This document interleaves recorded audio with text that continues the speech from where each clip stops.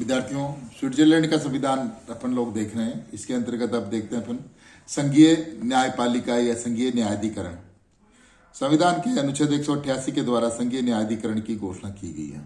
इसे संघीय व्यवस्था का सर्वोच्च न्यायिक संगठन कहा गया है। संविधान के अनुसार न्यायालय के संगठन की व्यवस्था विधि द्वारा की जाएगी। संघीय न्यायालय की व्यवस्था संघीय व्यवस्था की एक अनिवार्य शर्त की पूर्ति करता है, तथापि अन्य संघीय न्यायालयों के समान इसे संघीय सभा द्वारा पारित कानूनों की संवैधानिकता की जांच करने का अधिकार नहीं है। वस्तुतः फ्रांस के समान स्विट्जरलैंड के लोग भी यह मानते हैं कि संवैधानिक कानून का न्यायिक पुनरावलोकन लोकतंत्री व्यवस्था के विपरीत है। परिणाम स्वरूप अमेरिका के समान स्विट्जरलैंड में न्यायालय को संविधान की व्याख्या का अधिकार नहीं सौंपा गया है। अनुच्छेद 168 के अनुसार संघीय न्यायालय के न्यायाधीशों का निर्वाचन संघीय सभा द्वारा किया जाता है। संघीय न्यायालय के न्यायाधीशों की संख्या समय समय पर संघीय सभा द्वारा निर्धारित की जाती है। एक बार में न्यायाधीशों को 6 वर्ष के लिए चुना जाता है, किंतु संघीय परिषद के समान न्यायाधीशों का भी पुनर्निर्वाचन किया जाता है।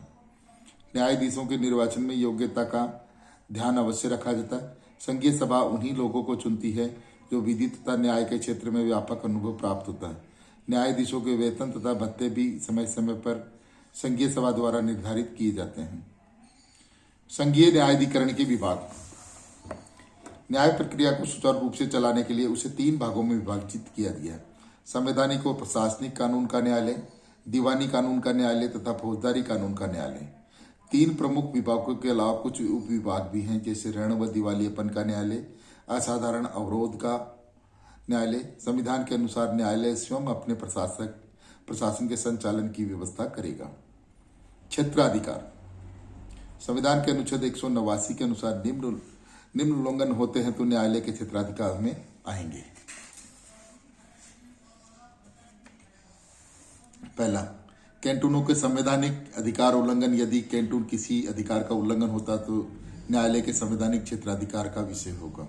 कैंटूनों द्वारा सार्वजनिक निकायों में प्रदत्त सांप्रदायिक स्वायत्तता तथा अन्य सुरक्षाओं का उल्लंघन। संघीय व कैंटूनों के संविधानों द्वारा दिए गए राजनीतिक अधिकारों का हनन। ये सभी विषय संघीय न्यायाधिकरण के मूल क्षेत्राधिकार में आते हैं। संविधान के अनुसार संघीय न्यायाधिकरण को लोकप्रिय आरंभक के प्रति भी संघीय सभा की उपेक्षा के विरुद्ध शिकायत सुनने का अधिकार है। वे सभी विवाद जो संघीय सरकार तथा कैंटूनों के मध्य स्वयं कैंटूनों के मध्य उत्पन्न हो, उनकी सुनवाई का अधिकार। संघीय सभा विधि द्वारा संघीय न्यायाधिकरण को अन्य शक्तियां सौंप सकती है। संघीय सभा द्वारा बनाए गए कानूनों अथवा संघीय परिषद द्वारा प्रेषित आदेशों को संघीय न्यायालय चुनौती नहीं दे सकता। इस प्रकार संविधान प्रत्यक्षतः संविधान की रक्षा के नाम पर ही न्यायिक पुनरावलोकन की सख्ती से इनकार करता है तथा इस विषय पर नवीन संविधान का अनुच्छेद 190 पुनः संघीय सरकार के आदेश की सर्वोच्चता को स्थापित करते हुए घोषणा करता है। संघीय न्यायाधिकरण समेत किसी भी अन्य सत्ता को संघीय आदेश अथवा अंतर्राष्ट्रीय विधि को क्रियान्वित करने से मना करने का अधिकार है। अपीलीय क्षेत्राधिकार। यद्यपि स्विट्जरलैंड में अन्य संघीय व्यवस्थाओं के समान अधीनस्थ संघीय न्यायालय नहीं है, फिर भी अनुच्छेद 191 व्यवस्था करता है कि कानून नागरिकों को संघीय न्यायालय में अपील करने का अधिकार प्रदान करेगा।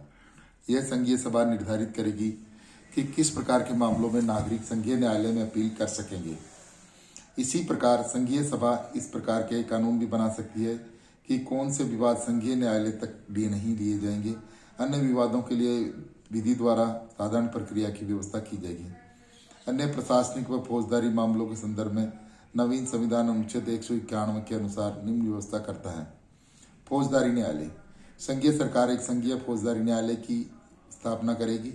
इस न्यायालय के क्षेत्राधिकार में वे सभी फौजदारी मामले आएंगे जो संघीय सरकार के क्षेत्र में होते हैं। आवश्यकता पड़ने पर संघीय फौजदारी न्यायालय को अन्य शक्तियां भी सौंपी जा सकती है। प्रशासनिक न्यायालय। संघीय सरकार स्वयं के प्रशासनिक क्षेत्राधिकार में उत्पन्न होने वाले विवादों को निपटाने के लिए प्रशासनिक न्यायालय की स्थापना करेगी। इस न्यायालय द्वारा सरकारी अधिकारियों की कानूनी क्षमता संबंधी विवादों का निपटारा किया जाएगा। राज्य कर्मचारियों में नागरिकों के मध्य उत्पन्न होने वाले विवाद न्यायालय के द्वारा सुलझाए जाएंगे।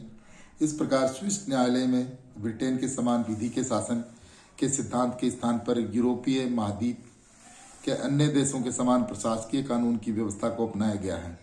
प्रशासकीय न्याय व्यवस्था के अंतर्गत सामान्य नागरिक के लिए पृथक न्यायालय होते हैं तथा यूरोपीय देशों में यह मान्यता है कि प्रशासनिक कानूनों व न्यायालय की व्यवस्था नागरिकों के अधिकार व स्वतंत्रता की रक्षा अधिक अच्छी प्रकार से कर सकती है। उपरोक्त न्यायालयों के अतिरिक्त विधि द्वारा अन्य न्यायालयों की स्थापना भी की जा सकती है। उपरोक्त सभी व्यवस्थाएं स्विस संघीय न्यायाधिकरण को अन्य राज्यों की न्याय व्यवस्था की तुलना में पर्याप्त भिन्न स्वरूप प्रदान करती है। स्विस न्यायाधिकरण की उल्लेखनीय विशेषताओं का विश्लेषण इससे स्पष्ट कर सकता है। न्यायिक पुनरावलोकन का सीमित स्वरूप। न्यायिक पुनरावलोकन का सीमित स्वरूप इसके अंतर्गत है जी। देखिए अब आप देखिए स्विस न्यायाधिकरण की प्रमुख विशेषताएं हैं। उनमें सबसे पहली विशेषता है वो है न्यायिक पुनरावलोकन का सीमित स्वरूप। संघीय व्यवस्था में न्यायपालिका को संविधान की रक्षा के नाम पर विशेष अधिकार सौंपे जाते हैं। संयुक्त राज्य अमेरिका में सर्वोच्च न्यायालय को कानून की उचित प्रक्रिया के नाम पर संविधान की व्याख्या की असीमित शक्तियां प्राप्त हो गई हैं, जबकि भारत में विधि द्वारा स्थापित प्रक्रिया द्वारा सीमित किया गया। किंतु स्विस संविधान संघीय कानून के संदर्भ में इस प्रकार के पुनरावलोकन का स्पष्ट निषेध करता है। इस प्रकार संघीय व्यवस्था होते हुए भी संविधान ने लोक प्रभुता तथा संसद की सर्वोच्चता के सिद्धांत को स्वीकार किया है। इतना ही नहीं, संघीय न्यायालय को संघीय सभा के अधीन बनाया गया है, क्योंकि संघीय सभा विधि द्वारा संघीय न्यायालय के क्षेत्राधिकार को बढ़ा सकती है। संघीय न्यायालय कैंटूनों के संदर्भ में न्यायिक पुनरावलोकन की शक्ति का प्रयोग करता है, अर्थात संघीय न्यायालय कैंटूनों के ऐसे कानूनों को असंवैधानिक घोषित कर सकता है जो संघीय संविधान अथवा कैंटूनों के संविधान के विपरीत है। वह कैंटून के संविधान को किसी धारा को असंवैधानिक घोषित कर सकता है यदि वह संघीय संविधान का विरोध करती है। इस प्रकार स्विट्जरलैंड में संघीय न्यायपालिका को न्यायिक पुनरावलोकन का सीमित अधिकार दिया गया है। स्विस संविधान में संविधान की व्याख्या एवं रक्षा करने के लिए न्यायालय से अधिक संघीय तथा जनता में विश्वास किया गया है। न्यायाधीशों की नियुक्ति। स्विट्जरलैंड में न्यायाधीशों की नियुक्ति का अधिकार अमेरिका के समान अध्यक्ष को नहीं सौंपा गया है, अपितु संघीय सभा के दोनों सदन संयुक्त अधिवेशन में निश्चित अवधि के लिए उनका निर्वाचन करते हैं तथा संघीय परिषद के सदस्य समान न्यायाधीशों के पुनर्निर्वाचन की सुदृढ़ परंपरा यहाँ स्थापित है।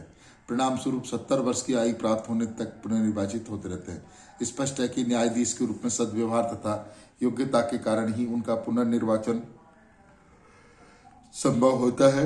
यह स्विट्जरलैंड की सुंदर लोकतंत्रीय परंपरा का ही परिणाम है कि न्यायाधीशों के निर्वाचन का राजनीतिकरण नहीं होता।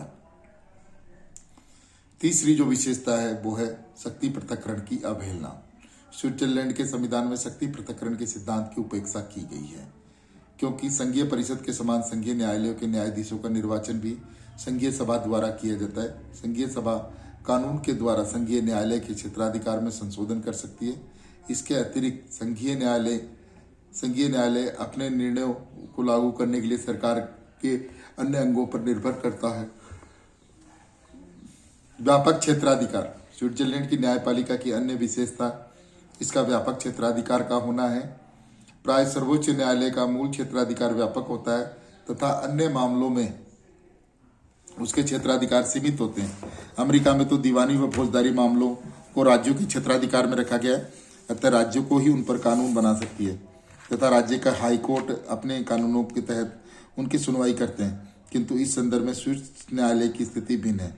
स्विट्जरलैंड में संघीय सरकार के क्षेत्राधिकार पर्याप्त व्यापक है तथा वह फौजदारी व दीवानी मामलों में भी विधि निर्माण कर सकती है।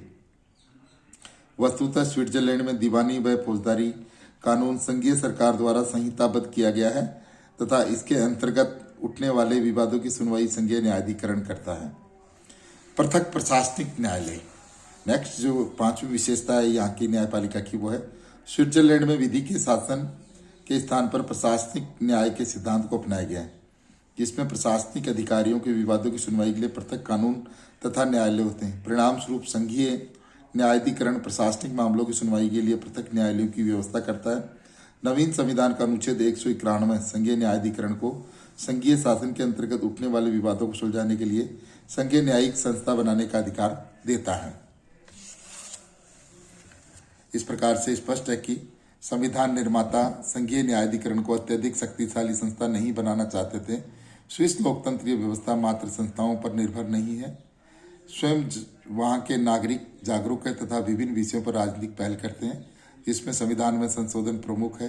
स्विस व्यवस्था में जनता की प्रभुत्वता तथा संसद की सर्वोच्चता को महत्व दिया गया है तथा संघीय न्यायालय की शक्तियां संविधान तथा संघीय सभा द्वारा मर्यादित है। इस प्रकार ये हो गया आपका संघीय न्यायाधिकरण। Thank you very much.